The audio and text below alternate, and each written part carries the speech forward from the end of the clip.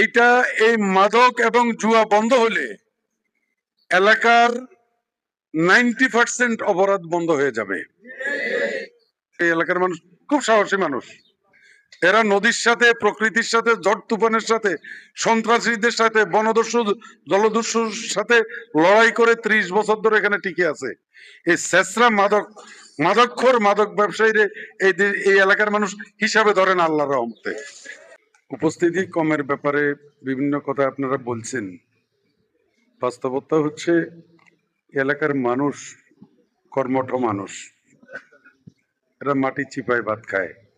এই সময়টা সবার কাজের সময়। এই সময়তে এটা যদি বিকালে হইতো হয়তো মানে 500-1000 মানুষ হইতো। এখন তো কাজের সময়। আমাদের এই বক্তৃতা শুনে কারো পেটের ভাত জোগাড় হবে না। আমাদের যাদের অবারিত সময় আছে, আমরা এসছি এটা শোনার জন্য, বা এই শোনা থেকে কিছু বুঝে সমাজের উপকারে কিছু করার জন্য।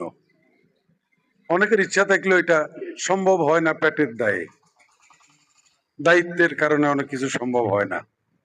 তারপরেও আমি মনে করি আমরা যে সিদ্ধান্ত নিব এই এলাকার মানুষ একমত থাকবেন।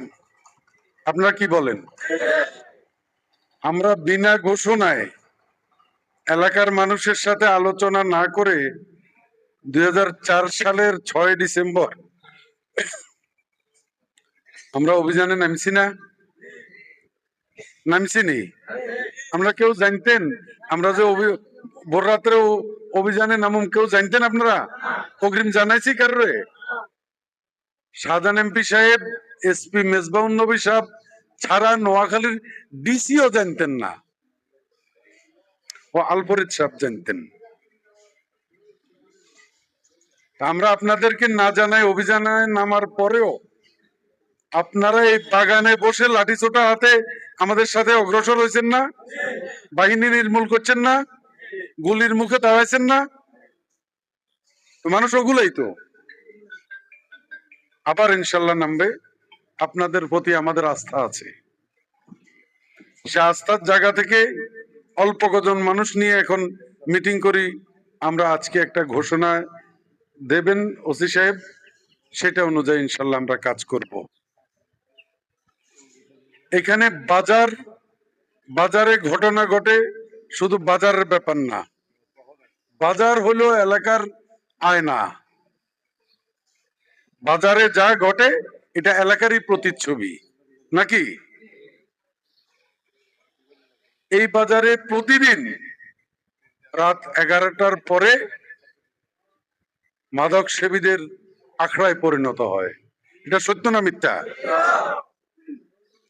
আমি ব্যক্তিগতভাবে ওসি সাহেবের সাথে দেখা করে মনে 20-25 দিন আগে আজকে যে নামগুলি আলোচনা হচ্ছে আপনাদের এখানে, আমাদের কাজল ভাই তো নাম ধরে ধরে বলছেন, আমি এই নামগুলি ওনাকে দিয়ে এসেছি। এইটা এই মাদক এবং জুয়া বন্ধ হলে এলাকার 90% অপরাধ বন্ধ হয়ে যাবে। এই জুয়া যেখানে হয় সেখানে মাদকের অবাধ বেচা কেনা হয়। মাদক যেখানে থাকে সেখানে জুয়াও থাকে। আর মাদক জুয়ার কারণে এলাকাতে চুরি ডাকাতি থেকে শুরু করে অন্যান্য অপরাধ, নারী নির্যাতন এগুলি ঘটে থাকে। সত্য না মিথ্যা? আমাদের এই চরে, এটা তো হলো 7 নম্বর ওয়ার্ড মোহাম্মদপুরের, 8 নম্বর ওয়ার্ডে এই মুহূর্তে সুবর্ণচরের সবচেয়ে বড় জুয়ার আড্ডা হয়।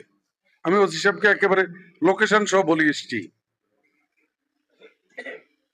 এবং সেখানে মাদক, গাঁজার একজন বসে, ইয়াবার একজন বসে, স্প্রিট নিয়ে একজন বসে। বাইরে যারা ইয়াবা কিনে তারা কিনে 300 টাকা 250 টাকা এরকম, সেখানে বিক্রি হয় 500 টাকা। গাঁজার পুটলি বাইরে যদি 100 টাকা হয় সেখানে 150 টাকা। একটা নেভি সিগারেট নাকি সেখানে 50 টাকা দামে বিক্রি হয়, একটা নেভি সিগারেট। এগুলি আমাদের সোর্সরা আমাদেরকে জানায়। কিন্তু আমরা এটা কিছু করতে পারি না। আমি ওসি সাহেবের সাথে কথা বলছি, ওনার সামনে বলতেছি, উনি আমারে যে আইনের কথাগুলো বলছেন, আমি অত আইন মানি ওদেরকে ধরা যাবে না। আমি ওনাকে বলছিলাম, ভাই আপনি 20 জন ফোর্স নিলে অভিযান সফল হবে, মানে এরিয়া বড়, ওনার 20 জন, ওনার সীমাবদ্ধতা আছে, 20 জন ফোর্স একসাথে পাওয়া যাবে না। আবার এই ধরনের অভিযানে পাবলিক ওনাকে নেওয়া যায় না, তো ধরতে হবে কিভাবে? আমরা আল্লাহর কাছে দোয়া করা ছাড়া তো আর কোনো উপায় নেই। আল্লাহ ওদের উপরে তুমি লানত নাজিল করো, গজব নাজিল করো, এছাড়া আর আমাদের কোনো উপায় নেই। ওই ওই জুয়ারে কেন্দ্র করে প্রতি রাত্রে গরু চুরি হচ্ছে, প্রতি রাতে নারী ধর্ষণ হচ্ছে। সবাই হয়তো ইজ্জতের ভয় বলতেছে না, সবাই মামলার দিকে যাচ্ছে না, বলতেছে না তার সংসার টিকানোর জন্য এটা ফ্লাশ হলে তার সংসারটাই তো ভাঙিয়ে দেব, বলতেছে না। চুরি হচ্ছে, হাইজ্যাক হচ্ছে, মোবাইল নিয়ে যাচ্ছে। এগুলি বন্ধ করার জন্য আমরা গোড়ায় ওষুধ ঢালতে হবে। যে গোড়ায় ওষুধ ঢালতে হবে, আজকে তো প্রকাশ্যে, এতদিন পরে আজকে প্রকাশ্যে যে নামগুলি এসছে, এতদিন এগুলি প্রকাশ্যে নাম আসে নাই, গোপনে গোপনে কানাঘুষা করতো যে অমুক অমুক এটা করে, তো আজকে তো প্রকাশ্য হইলো। আইয়ুব এখানে ইয়াবা বিক্রি করে, সত্য না মিথ্যা? আরেকটা একদিন ওই ইয়াবা বিক্রেতা একটা আমরা বাজারে এখানে খালে করে ধরিয়ে আনছিলাম না? আচ্ছা, ওরে আমরা মোটামুটি আইন না মানি আমরা শায়েস্তা করে দিছি, সে এখন এলাকা ছাড়া হয়েছে। আইন মানলে কিন্তু আমরা এই খালে কেউ যাইতো না এলাকায়। হ্যাঁ, আপনি আইনের মানুষ হিসাব, আপনি হয়তো আইনের বাইরে যাইতে পারতেন না। আমরা তো আমাদের স্বার্থে একটু বেআইনি কামও মাঝে মধ্যে করতে হয়। এখন আমরা অতিষ্ঠ হয়ে গেছি। এই যে লিটন ছেলেটা, আচ্ছা এই ছেলের বিরুদ্ধে আপনাদের কারো কোনো অভিযোগ আছে এলাকাবাসী? এই ছেলে বাজারে ব্যবসা করতে পারবে না, 13 বছর ব্যবসা করে এমন একটা ভদ্র ছেলে, তারে ব্ল্যাকমেইল করার জন্য রাত 3টায় সে প্রস্রাব করতে বাইরেছে, সেখানে যে বলে যে তুই ঘর থেকে বাইরে কেন, নিশ্চয় কোনো মহিলার কাছে যাস। আচ্ছা ভাই, রাতে আমরা প্রকৃতির ডাকে সাড়া দিতে বাইরে না, বাইরে তো এই ছেলে তার দোকানের পিছনে প্রস্রাব করতে গেছে, তারে ওরা উৎপেতে থাকে, ওরে ধরি মারধর করি, দোকানে আনি, তার ক্যাশ থেকে টাকা নিয়ে তারপরে তারে বলছে যদি সেইটা বলে তার বাবার মারি ফেলবে, তারে মারি ফেলবে। আমরা অনেক বহু দূর থেকে খবর পাই, মোটামুটি আমরা এটারে সহযোগিতা করি, এটা মামলা পর্যায়ে নিয়ে গেছি। সে ভয় পাইতেছে, মামলা করবে না। আমি অভয় দিছি, যদি তোমার এই মামলার পক্ষে যা করা দরকার আমরা করব। মোটামুটি মামলা আল্লাহর রহমতে এটা পর্যায়ে আছে, কোর্ট থেকে ডিবির কাছে তদন্ত দিছে, এখানে মাঠেও আসছে তদন্তে, তো আপনারা উপস্থিত, বাজার ব্যবসায়ীরা যা বলছেন বলছেন। ভাই এখানে তদন্তে যারা সাক্ষী প্রকৃত ঘটনা উঠে দিছে, তদন্ত টিম চলে যাওয়ার পরে ওদেরকে আসি সন্ত্রাসীরা এখানে ধমক দিতেছে, বাজারে কিভাবে ব্যবসা করে দেখবে। এই প্রোটেকশন গুলি আপনারা হয়তো 100% দিতে পারবেন না, কিন্তু আপনারা আমাদেরকে মাঝে মধ্যে যদি একটু সাপোর্ট দেন, আমরা ইনশাল্লাহ সাহস করে, এই এলাকার মানুষ খুব সাহসী মানুষ, এরা নদীর সাথে, প্রকৃতির সাথে, ঝড় তুফানের সাথে, সন্ত্রাসীদের সাথে, বনদস্যু জলদস্যুর সাথে লড়াই করে 30 বছর ধরে এখানে টিকে আছে।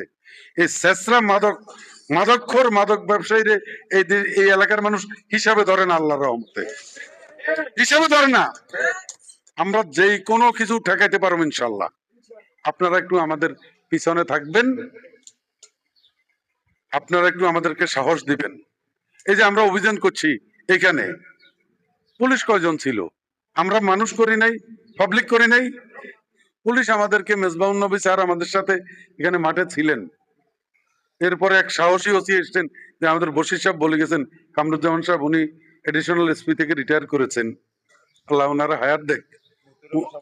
মতিউর রহমান সাহেব ছিলেন সার্কেল, পরে উনি এসপি মানে রিটায়ার করেছেন, না এডিশনাল এসপি যুদ্ধপরাধ ট্রাইব্যুনাল থেকে উনি রিটায়ার করছেন। এই লোকগুলি নিজের এলাকা মনে করি যে শ্রম এখানে দিচ্ছেন, তখন তো এই চরে এক গ্লাস পানিও পাওয়া যেত না, টিউবওয়েলের পানি পাওয়া যেত না। রাত দিন খাটিয়ে ওনারা এই চরকে একটা শান্তির ভূমিতে ইয়ে করছে। আর 5 তারিখের কথা, যে কথাটা বারবার আসে, 5 তারিখের আগে পরে দেয়ালটা তুলে দিয়েন না। মাদক কারবারিদের ব্যাপারে 5 তারিখের আগে পর নাই।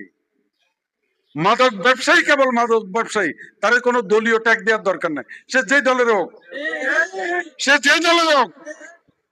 আমি জানি এখন আওয়ামী লীগের জামাতেরকেও আশ্রয় প্রশ্রয় দিতে পারবে না, ওদেরকে দিব আমরা, আমাদের দলের লোকজন দিবে।